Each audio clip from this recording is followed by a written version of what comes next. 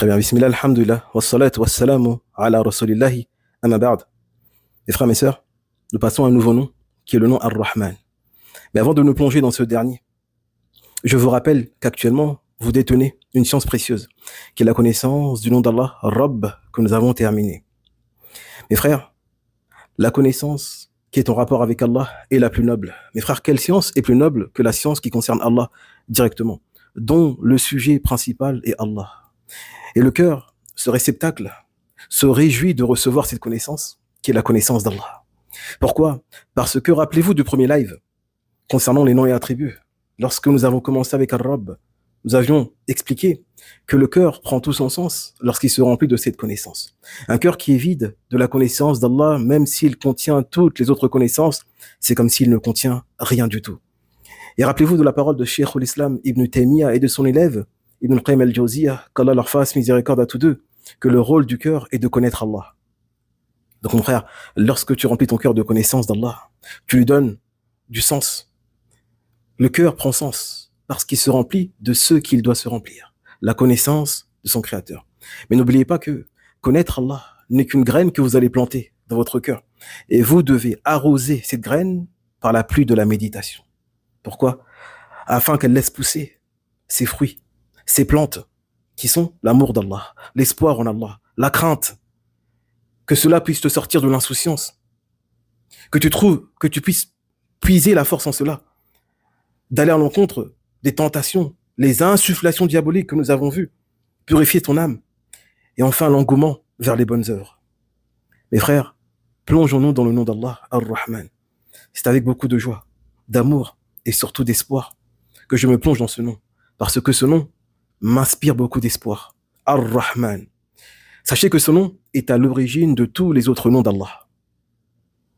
Et ce nom remplit le cœur du croyant d'amour. Mes frères, mes sœurs, le Très-Haut nous informe dans son livre qu'il s'est établi sur le trône glorieux, Al-Arshul Majid. Et il s'est établi sur la créature la plus vaste, la plus large, avec l'attribut le plus vaste et le plus large. Je répète, c'est important à retenir ça. Le Très-Haut s'est établi sur la créature la plus vaste, la plus grande, la plus large, le trône glorieux avec lequel il fait ses éloges dans le Coran, qu'il est maître, détenteur de ce trône. Al-Arsh.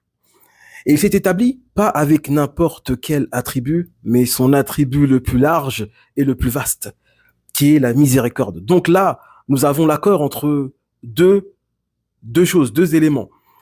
Le premier, la créature la plus immense. Deuxième, l'attribut le plus immense. Donc là, le Très-Haut a dit Ar-Rahmanu ala al-Arsh istawa. Le tout miséricordieux sur le trône, il s'est établi. Il s'est élevé. Mes frères, méditons, Inch'Allah. Donc, je vous affiche l'image pour vous permettre de méditer, Inch'Allah. Donc là, le Très-Haut nous dit qu'il s'est établi sur le trône glorieux. Ar-Rahmanu ala al-Arsh istawa. Très bien, j'ai dit, méditons, Inch'Allah. Mes frères, mes sœurs, si vous voulez vous imaginer la création, il faut se l'imaginer telle une pyramide inversée. Les cieux, comme dans le hadith marfou', rapporté par Ibn Mas'ud, que j'ai cité à plusieurs reprises, qui nous informe qu'entre le premier ciel et le second, il y a 500 ans, et ainsi de suite 500 entre le deuxième et le troisième, jusqu'au dernier, jusqu'au à l'eau, jusqu'au dépose-pied, il y a 500 ans à chaque étape, Inch'Allah. Mais chaque ciel est immense et contient beaucoup d'anges. Mais les cieux, mes frères, mes sœurs, sont immensément petits devant le dépose-pied d'Allah, Al-Kursi. Le Très-Haut a dit Wasi'a kursiyyuhu samawati wal ard. Son dépose-pied déborde les cieux et la terre. Donc il est immensément plus grand. Le messager d'Allah nous informe dans le hadith que les 7 cieux, par rapport au dépose-pied d'Allah, sont telles 7 pièces lancées ou jetées dans une armure. L'armure, c'est ce avec quoi le chevalier va se protéger. Imaginez-vous l'armure en forme de cercle, vous mettez 7 pièces, ces 7 pièces sont très petites par rapport à l'armure, pour que vous ayez un ordre de grandeur, Inch'Allah. Et donc, vous avez une image des 7 cieux par rapport au dépose-pied d'Allah. Mais le dépose-pied lui-même est très petit par rapport au trône immense d'Allah, subhanahu wa ta'ala. Le prophète sallallahu alayhi wa sallam nous a informé que le dépose-pied par rapport au trône est comme une pièce jetée sur une terre déserte. Donc imaginez-vous une terre déserte, ça va se têter par rapport à une toute petite pièce. Donc en vérité, tout est disproportionné. Les cieux sont très petits par rapport au dépose-pied qui est lui-même très petit par rapport au trône. Donc nous obtenons une pyramide inversée. Et donc, mes frères, au-dessus du trône, il y a le détenteur du trône immense, Allah subhanahu wa ta'ala. Mes frères, pour avoir une idée de la taille du trône, il faut méditer sur les anges qui portent le trône. Le prophète sallallahu alayhi wa sallam nous a informé dans un hadith authentique. Il a dit, Allah m'a autorisé à vous informer sur l'un des porteurs du trône. Sur l'un des porteurs du trône. Il a dit, la distance entre le lobe de son oreille et son épaule est de 700 ans. 700 ans, certains ont dit, selon leurs moyens de locomotion à l'époque, leurs moyens de déplacement à l'époque. 700 ans.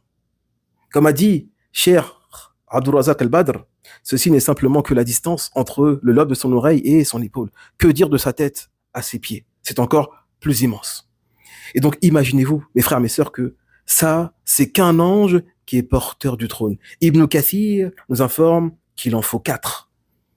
Il en faut 4. Donc, actuellement, pour le noble savant Ibn Kathir, qu'Allah lui fasse miséricorde, 4 anges portent le trône glorieux d'Allah.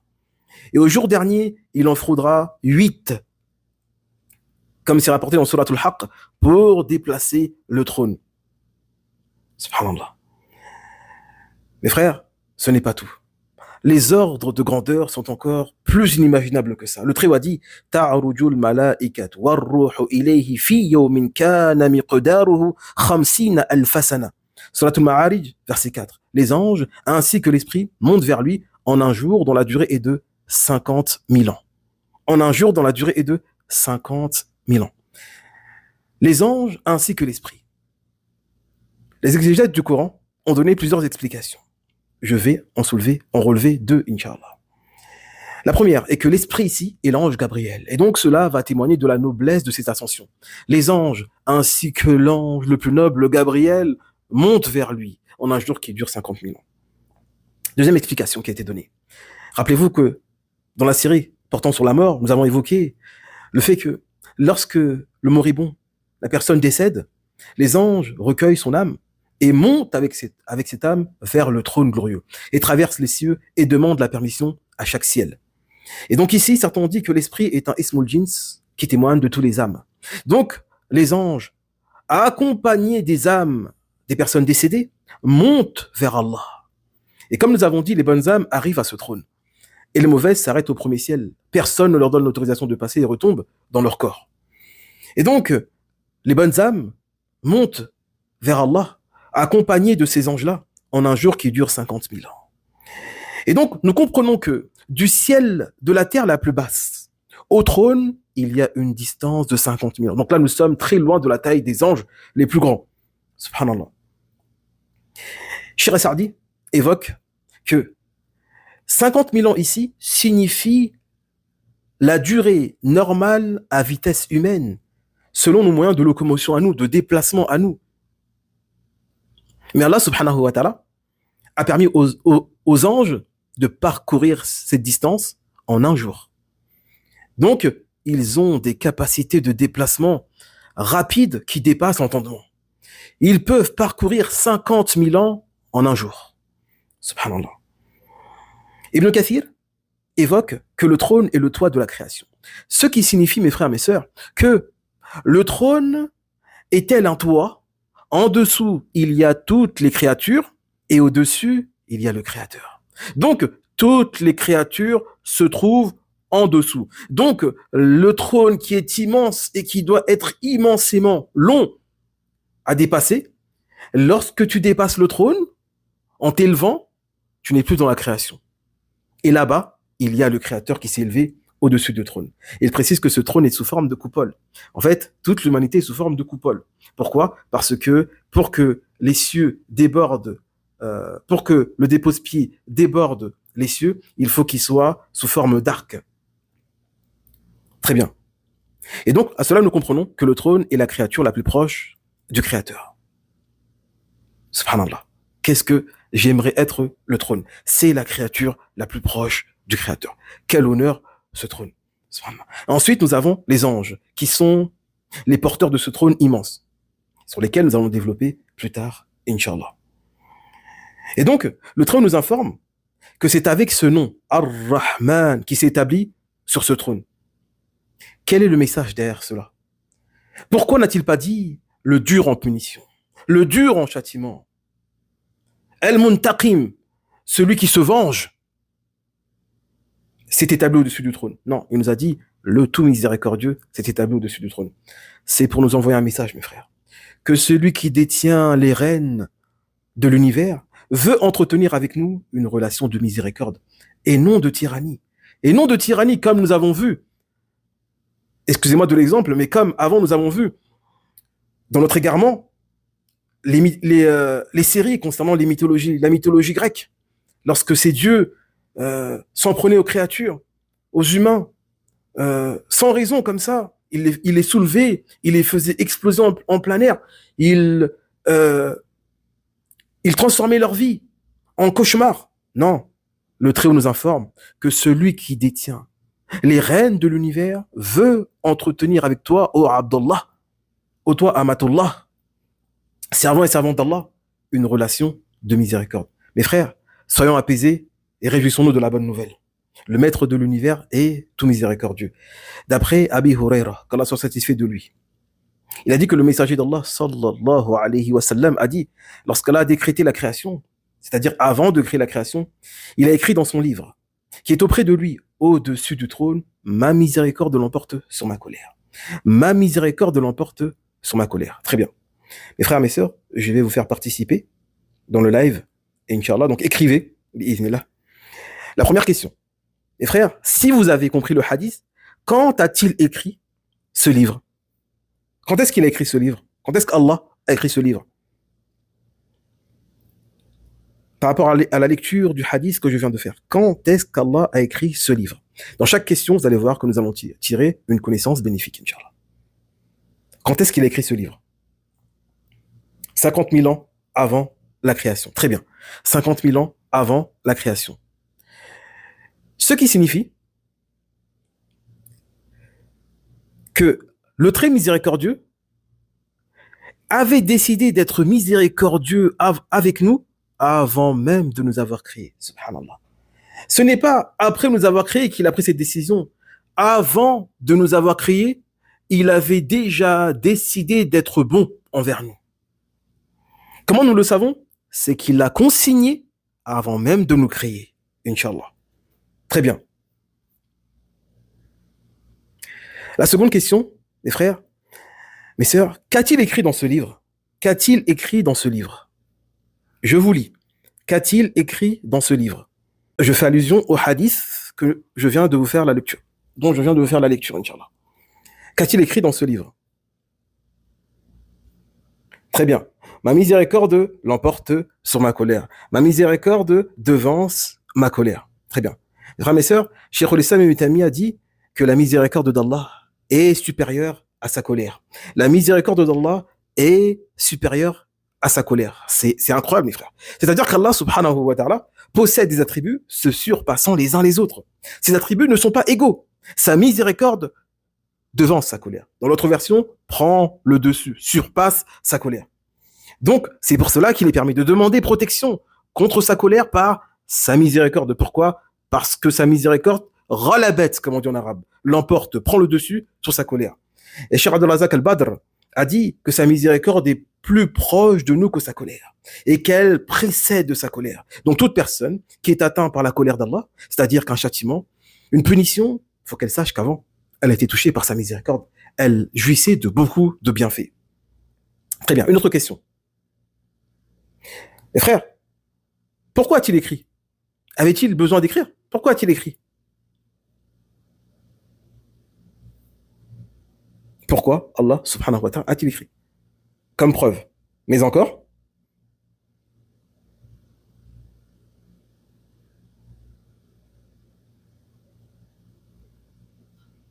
pour nous rassurer. Alors je donne la réponse. Mes frères, l'écriture est une confirmation. Lorsque nous consignons quelque chose, comme lorsque nous contractons une dette, il y a des témoins, nous mettons par écrit, c'est une confirmation. Donc, cet engagement écrit ne sera pas amené à changer. C'est consigné. Ma miséricorde l'emporte sur ma colère. Subhanallah. Très bien. Où a-t-il placé cet écrit? Où a-t-il placé cet écrit? Très bien. Certains ont répondu à un engagement. Retrace, très bien. Ça rejoint ce que nous venons de dire. Alors, où a-t-il placé cet écrit? Au-dessus du trône. Très bien. Au-dessus du trône. Très bien. Ce qui prouve l'emplacement noble et donc la valeur de cet engagement, qui est un engagement très noble. D'où son emplacement, subhanallah. Il l'a placé auprès de lui, au-dessus du trône, comme c'est rapporté. Subhanallah. Et c'est pour cela que c'est la seule créature sur laquelle il y a divergence chez les savants. Parce que nous avons dit que toutes les créatures se trouvent en dessous du trône. Et les savants qui ont été interrogés sur cela, certains ont répondu de manière ambiguë, de manière générale. C'était plutôt difficile à rassembler. Comment est-ce possible qu'il y ait une créature au-dessus du trône? Certains ont dit oui, bien sûr, que cette créature se trouve auprès de lui, mais cela ne veut pas dire qu'elle est au-dessus directement, parce que inda peut vouloir dire simplement chez, auprès d'eux, et pas forcément au-dessus. Wallahu ta'ala a'lam. En tout cas, la divergence, est-ce que c'est la seule créature qui se trouve au-dessus du trône ou pas? Est-ce que ce livre-là, ce sont les feuilles gardées auprès d'Allah aussi? Certains ont dit oui, c'est la même chose. D'autres ont dit non, c'est un autre livre, c'est un autre écrit. Très bien. Dernière question, mes frères, mes sœurs. Qui l'a obligé à écrire cet engagement? Qui l'a obligé à écrire cet engagement? Qui l'a obligé à écrire cet engagement? Alors je vous lis, personne. Personne. Sa miséricorde. Très bien. Personne ne l'a obligé, mes frères. Simplement, Allah subhanahu wa ta'ala est grandiose. Il est bon. Et il s'est obligé. C'est-à-dire que lorsqu'il a fait ça, il s'est rendu obligatoire et personne d'entre nous n'aurait pu obliger le Créateur à faire cela. Donc, dans sa bonté, dans sa grandeur, dans sa miséricorde, il a rendu obligatoire d'être miséricordieux envers nous. Que sa miséricorde l'emporte sur sa colère. Subhanallah. Donc, mes frères, mes sœurs, apaisons-nous. Le détenteur du trône, le maître de l'univers est bon et sa miséricorde l'emporte sur sa colère. Passons aux anges, mes frères.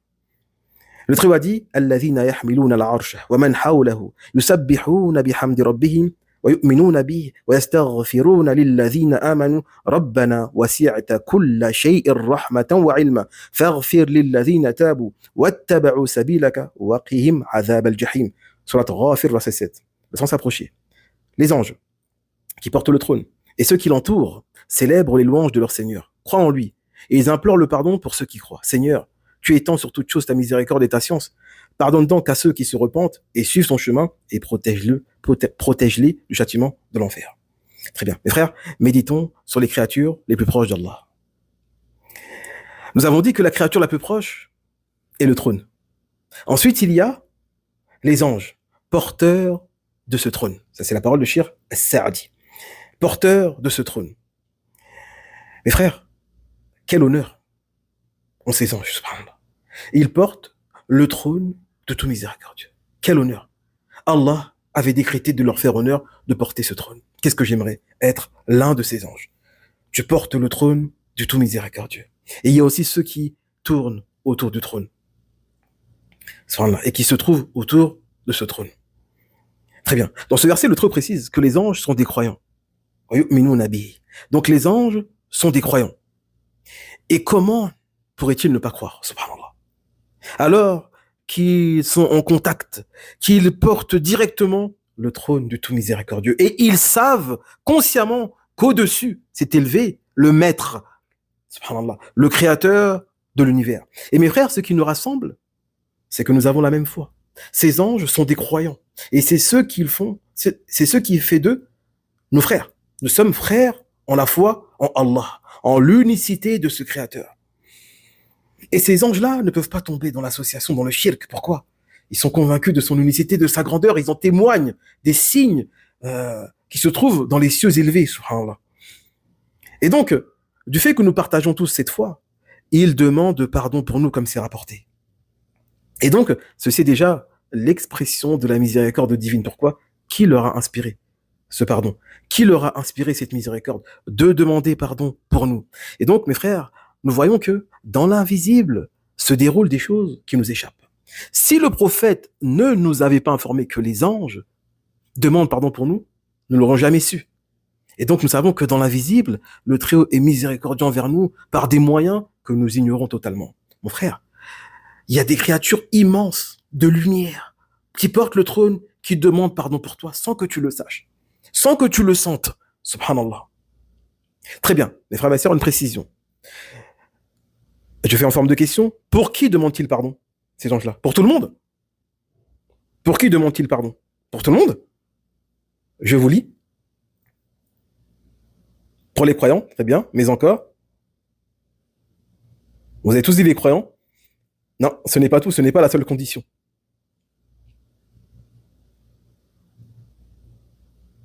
Non. Alors, je refais la lecture du verset. Inch'Allah. Le Très-Haut a dit, pardonne, donc ça c'est leur parole. Seigneur, tu étends sur toute chose ta miséricorde et ta science. Pardonne donc à ceux qui se repentent et suivent ton chemin et protège-les du châtiment de l'enfer. Je repose la question. Pour qui demande-t-il pardon? Je vous lis. Non. Pour qui les anges demandent pardon? Ceux qui se repentent, très bien, et suivent le chemin. C'est ce que j'attendais. Mes frères, ces anges-là, immenses, demandent pardon pour qui? Pour ceux qui se repentent. Pour ceux qui demandent pardon à Allah, qui mettent la ferme intention de ne plus revenir vers le péché, qui ont mal, qui souffrent dans leur cœur d'avoir désobéi à Allah, et reviennent repentant à lui. Pour eux, ils demandent pardon. Donc mes frères, je vous invite au repentir. Mon frère, tu vas rater l'opportunité que des créatures de lumière, sans péché, proches du Créateur, qui portent le trône immense, demandent pardon pour toi. C'est ce qu'il faut, le repentir et suivre le droit chemin. Et donc, mes frères, les porteurs du trône, ainsi que ceux qui tournent autour, qui sont autour de ce trône-là, confirment de la miséricorde d'Allah. Et ils confirment que cette miséricorde est tellement grande qu'elle atteint toute chose. Wasi'ta kulla shay'in rahmatan wa ilma. Tu embrasses toute chose de ta miséricorde, de ta science. Et nous voyons que il y a un lien dans ce verset entre la miséricorde et la science. Mes frères, vous êtes sans ignorer que la science d'Allah embrasse toute chose. Toute chose contient cette science, est embrassée par cette science. Parce que toute chose a eu besoin de science. Que ce soit la cellule la plus petite aux êtres les plus immenses, tout cela, nous voyons que ces dernières, ces créatures demandent beaucoup de science. Et donc, le Très-Haut nous informe ici que sa miséricorde embrasse toute chose de la même manière que sa science. Donc, nous voyons qu'il y a une similitude, une égalité entre l'attribut de la miséricorde et de la science. Donc, les deux sont aussi larges, contrairement à la colère d'Allah, qui n'embrasse pas toute chose. Sa colère est limitée et sa miséricorde l'emporte sur sa colère. Donc, mes frères, les anges confirment la vasteté de la miséricorde d'Allah. Donc là, nous tenons deux caractéristiques de cette miséricorde. La première, elle est vaste. La deuxième, c'est qu'elle emporte sur sa colère et elle la devance. Très bien. Mes frères, je vais maintenant ajouter deux autres témoignages. Celui d'Allah directement. Wa rahmati wasi'at kulla shay. Et ma miséricorde embrasse toute chose. Suratul A'raf, verset 156. Il a dit aussi, ou bien plutôt le prophète sallallahu alayhi wa sallam rapporte aussi le témoignage de l'ange Gabriel, qui lui aussi va témoigner de la miséricorde divine. Et donc, le prophète sallallahu alayhi wa sallam nous rapporte que lorsqu'Allah a noyé Pharaon, Mohammed alayhi salatu wa sallam a dit, Gabriel m'a dit, ô Mohammed, si tu m'avais vu, alors que je prenais de la boue du fond de la mer pour la mettre dans la bouche de Pharaon, de peur que la miséricorde ne l'atteigne. Subhanallah. L'ange Gabriel a dit au prophète, si tu m'avais vu, lorsqu'il se noyait, donc vous connaissez tous la scène avec Moïse, lorsque la mer s'est refermée sur Pharaon et son armée, alors qu'il se noyait, ce dernier commençait à vouloir admettre la foi. L'ange Gabriel a dit, si tu m'avais vu, alors que je prenais de la boue du fond de la mer pour le mettre dans sa bouche, de peur que la miséricorde ne l'atteigne. Donc, l'ange Gabriel comprenait. Et comme j'ai dit, les êtres supérieurs connaissent Allah. Il a compris que Pharaon, malgré sa rébellion, sa folie, sa transgression, sa défiance du divin, il pouvait être pardonné par Allah. Mon frère, ma sœur, que dire de toi? Comment tu peux désespérer de sa miséricorde après cela? Donc mes frères, Allah le Très-Haut témoigne.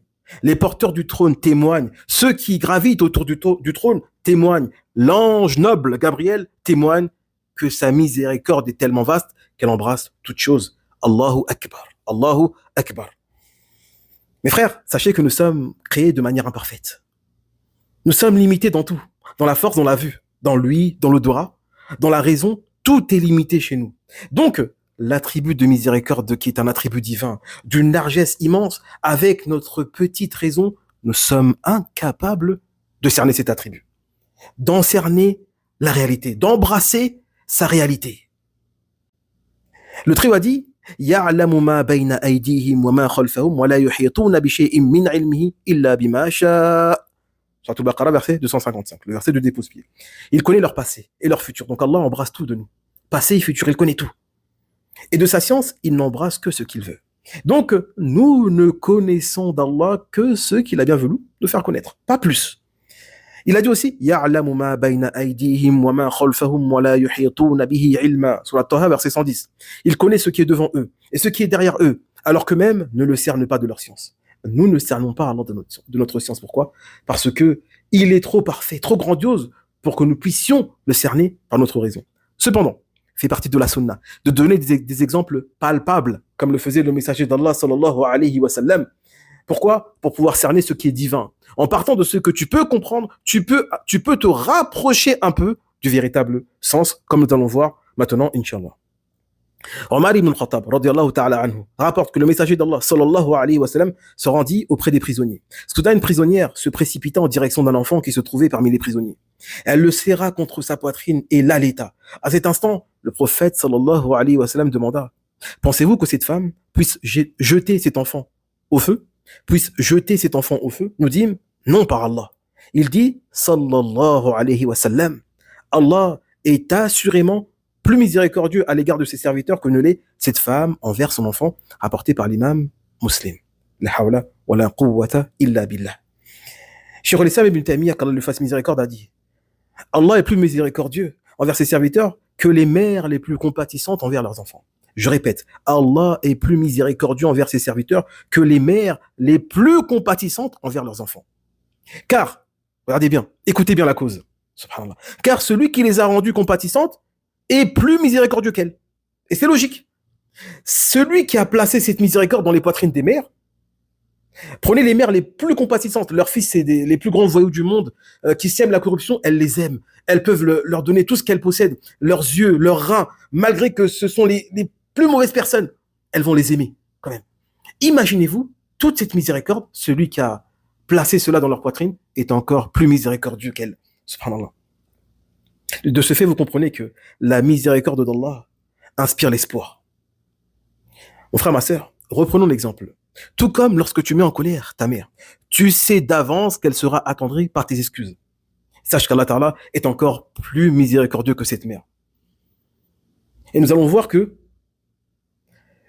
avec ce nom-là, nous allons pouvoir réaliser des étapes du cheminement, Inch'Allah.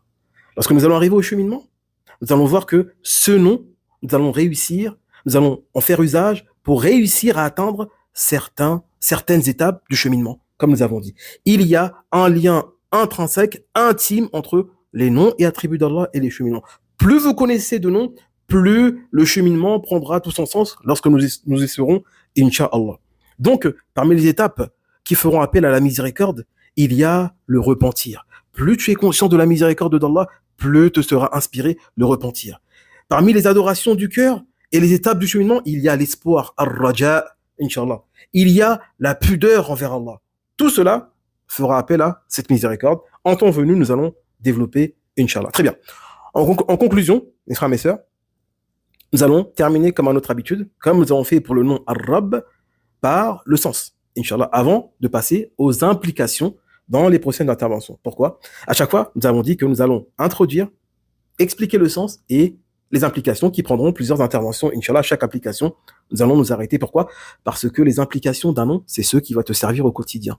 Lorsque tu comprends ce que veut dire Ar-Rahman, Ar-Rahim, le plus important, ce n'est pas que tu comprennes, c'est que tu médites, mais surtout, avec les implications, tu puisses les faire vivre dans ton quotidien, avec tes enfants, ton épouse, ta famille, tes proches, tes voisins, ton travail, tes adorations, et Inch'Allah. Très bien.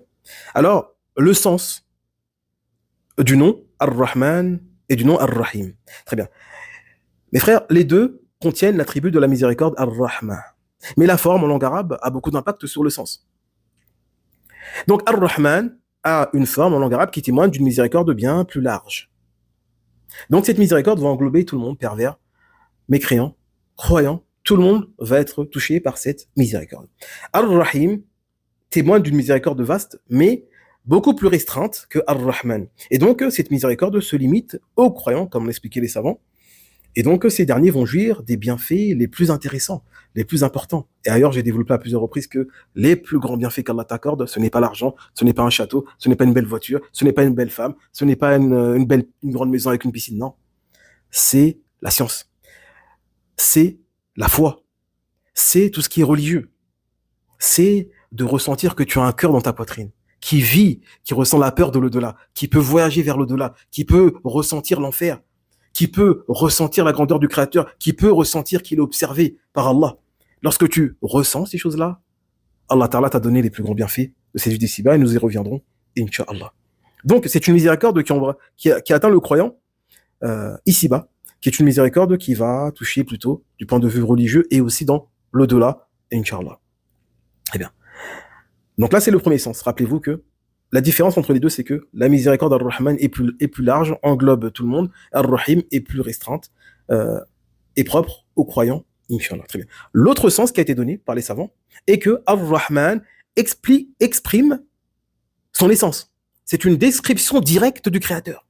C'est-à-dire que Ar-Rahman va exprimer qui il est. La miséricorde, dans son essence, dans son être, qui il est Ar-Rahman. Très bien. Ar-Rahim va exprimer sa relation aux créatures. Comment est-ce qu'il se comporte avec eux? Par Ar-Rahim. Donc l'un décrit l'être qu'il est, l'autre décrit son action de miséricorde. Je répète, Ibn Qayyim al-Jawziyya, lui, va dire que Ar-Rahman va décrire Allah. Si tu veux dire comment est Allah, il est Rahman. Ça le décrit lui comment il est, dans son essence, dans son être. Et si tu veux dire comment est-ce qu'il agit envers les créatures, son action, il est Rahim. Donc ça, c'est la différence entre les deux avis. Mes frères, sachez aussi que les savants ont divisé la miséricorde en deux. Il y a une miséricorde qui est une caractéristique qui n'est pas créée, tout comme la parole d'Allah, tout comme sa main. Donc cette miséricorde n'est pas créée, elle fait intégralement partie d'Allah, c'est un attribut. Très bien. Il y a une autre miséricorde qui est créée, et celle-là se divise en 100 miséricordes. D'après Abi Huraira, qu'Allah Ta'ala l'agrée, il a dit que le prophète sallallahu alayhi wa sallam a dit Allah possède 100 miséricordes. Et il a fait descendre une seule de ces miséricordes entre les djinns, les humains, les bêtes et les insectes, grâce à laquelle ils font preuve de compassion les uns envers les autres, et grâce à laquelle ils sont miséricordieux, et grâce à laquelle une bête sauvage est affectueuse envers ses petits. Donc, c'est grâce à cette miséricorde que la bête sauvage, qui peut dévorer n'importe qui, sait que celui-ci est mon enfant et mon petit, je ne lui ferai pas de mal. Et donc là, c'est cette miséricorde que nous partageons tous. Et ensuite, il a dit, Allah a retardé 99 miséricordes avec lesquelles il fera miséricorde à ses serviteurs au jour de la résurrection. Donc, mes frères, imaginez-vous la vasteté de cette miséricorde. Une miséricorde, nous la partageons tous ici-bas. Imaginez-vous, même certaines fois, le truand, le plus grand bandit du monde, des fois, il marche dans la rue, comme ça, il voit une fourmi, il est capable d'être un tueur à gages, un assassin, mais il dit non, cette bête, je vais pas l'écraser quand même. Il voit une petite bête, il va ressentir cette compassion, cette miséricorde envers la bête. D'où cela vient? C'est la miséricorde que nous partageons tous. Donc, Cheikh al-Uthaymin, qu'Allah Ta'ala lui fasse miséricorde, a dit qu'Allah subhanahu wa ta'ala a fait descendre ses miséricordes. Et il faut savoir que les miséricordes d'Allah, ou bien plutôt la miséricorde d'Allah, est de deux types. La première, une miséricorde qui est une caractéristique divine. Donc là, je cite la parole du Cheikh.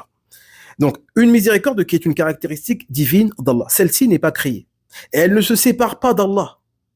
Comme lorsqu'il a dit, et ton Seigneur et le pardonneur plein de miséricorde. Donc là, lorsque nous demandons à Allah sa miséricorde, qu'elle descende sur nous, c'est pas celle-ci. Celle-là est un attribut qui est collé à Allah, elle fait partie d'Allah, elle ne descend pas celle-là. C'est bon, cet attribut-là, il ne descend pas. Donc c'est un attribut qui est propre à Allah. Très bien. Ensuite, il dit une deuxième miséricorde qui est créée. Et celle-ci est un effet des effets de la miséricorde d'Allah. Donc, il dit que nous l'appelons miséricorde, comme dans le hadith Qudusi, lorsqu'il a dit, en parlant du paradis, tu es ma miséricorde. Je fais miséricorde par toi à qui je veux. Donc, le paradis, pourquoi a-t-il été appelé miséricorde? Parce que c'est une implication de l'attribut miséricorde d'Allah. Donc, l'attribut qui n'est pas créé a des implications qui sont créées. Et ces implications-là, comme elles sont liées à cet attribut qui n'est pas créé, donc c'est celle-ci qui va les impliquer, par implication, nous les appelons miséricorde. Mais la réelle miséricorde, c'est son attribut. Celles-ci sont des implications. On les appelle implications, on les appelle miséricorde. Pourquoi? Parce qu'elles découlent de cette miséricorde. Donc, celles qui sont créées, les 100, sont des implications de celles qui n'est pas créée. Je m'arrête là, mes frères, et Allah est plus savant. Donc, je rappelle, pour conclure, que nous avons introduit avec la miséricorde pour mettre en valeur, en exergue la grandeur, la vasteté de cette miséricorde. Nous avons parlé de ceux qui témoignent, Allah, les anges, les porteurs du trône, l'ange Gabriel, le prophète sallallahu alayhi wa sallam, tous témoignent de cette grande miséricorde. Ensuite, nous avons atterri sur les différentes définitions. Rappelez-vous qu'il y en a deux. Ar-Rahman Ar-Rahim. Il y a l'autre définition, la deuxième. Et nous avons fait la différence entre la miséricorde qui a été créée et celle qui n'est pas créée. Et celle qui est créée n'est qu'une implication de celle-ci. Inch'Allah. Et ensuite, dans ce qui va venir, nous allons parler des différentes implications pour pouvoir appliquer le nom d'Allah Ar-Rahman Ar-Rahim, comme nous l'avons fait pour Ar-Rabb. Mes frères, mes sœurs, gardez précieusement et jalousement ces informations, car ce sont les plus précieuses. Elles sont en rapport avec le Créateur, la science la plus noble et celle qui concerne Allah. Donc, je vous enjoins de réviser le nom d'Allah Ar-Rabb, les deux significations, les 4 implications que nous avons vues. Et Inch'Allah, et je m'arrête là, et Allah est plus savant. Je regarde juste, ça fait combien de temps? Je pense que ça fait 1 heure, Inch'Allah, donc on va s'arrêter là, Inch'Allah, bi'iznillah. Wallahu ta'ala a'lam. Mes frères, si je me suis trompé, c'est à cause de moi, et de mon âme faible, et du diable lapidé. Et si mes paroles étaient justes, toute la gloire et les éloges reviennent à Allah subhanahu wa ta'ala. Wallahu ta'ala a'lam. Wassalamu alaikum wa rahmatullahi wa barakatuh wa jazakum.